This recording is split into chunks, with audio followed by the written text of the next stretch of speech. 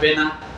কিন্তু যাদেরকে বিপদে পড়লে আপনি দেখবেন বলতেছে ইন্না লিল্লাহি ওয়া ইন্না ইলাইহি রাজিউন, বিপদের কথা শুনলে বলে ইন্না লিল্লাহি ওয়া ইন্না ইলাইহি রাজিউন। শুধু তাই নয়, কারেন্টটা গিয়েছে হুকু না বলিয়ে বলে ইন্না লিল্লাহি ওয়া ইন্না ইলাইহি রাজিউন।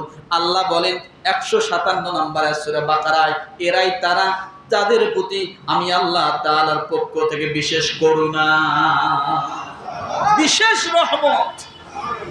বিশেষ কি রহমত যার কাছে থাকবে, সে কথায় কথায় সুবহানাল্লাহ বলবে, কথায় কথায় আলহামদুলিল্লাহ বলবে, রাস্তা দিয়ে হাঁটতেছে ইস্তেগফার আস্তাগফিরুল্লাহ আস্তাগফিরুল্লাহ বলবে, সময় পাইলেই লা ইলাহা ইল্লাল্লাহ পড়বে, সময় পাইলেই ইন্না লিল্লাহি ওয়া ইন্না ইলাইহি।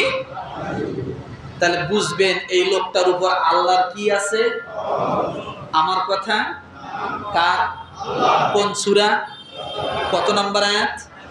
উলাইকা আলাইহিম সালাওয়াতুম মির রাব্বিহিম ওয়া রাহমা ওয়া উলাইকা হুমুল মুহতাদুন। আর ওই সমস্ত মানুষদেরকে আল্লাহ বলেন ওয়া উলাইকা হুমুল মুহতাদুন, এরাই জান্নাত প্রাপ্ত। সোজা কথা, এরাই জান্নাত প্রাপ্ত। আল্লাহ পাক রব্বুল আলামিন 153 নম্বর আয়াত থেকে 157 নম্বর আয়াতের একটা চ্যাপ্টার খুব সুন্দর করে মানুষের জন্য ওয়াজ করে বুঝাইলেন। এবার আল্লাহ যুক্তি দিয়ে বুঝান, সুবহানাল্লাহ, মিসাল দিয়ে বুঝান। আপনি কেমন সাহায্যকারী হবেন? বিপদ আসলে হাত গুটায় বসে থাকবেন না দৌড় দিবেন? আল্লাহ সেটা শিক্ষা দিচ্ছে।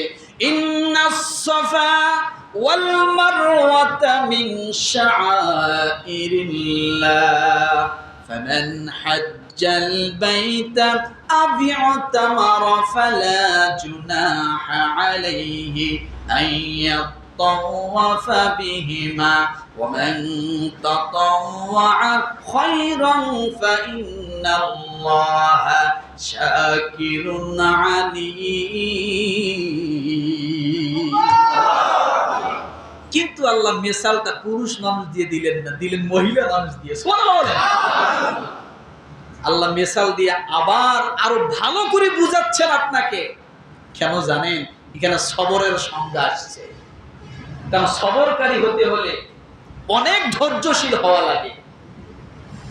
এই জন্য আল্লাহ তাআলা একজন মহিলা মানুষের কাজ দিয়ে এবার মিসাল দিয়ে বুঝাচ্ছেন। সুবহানাল্লাহ।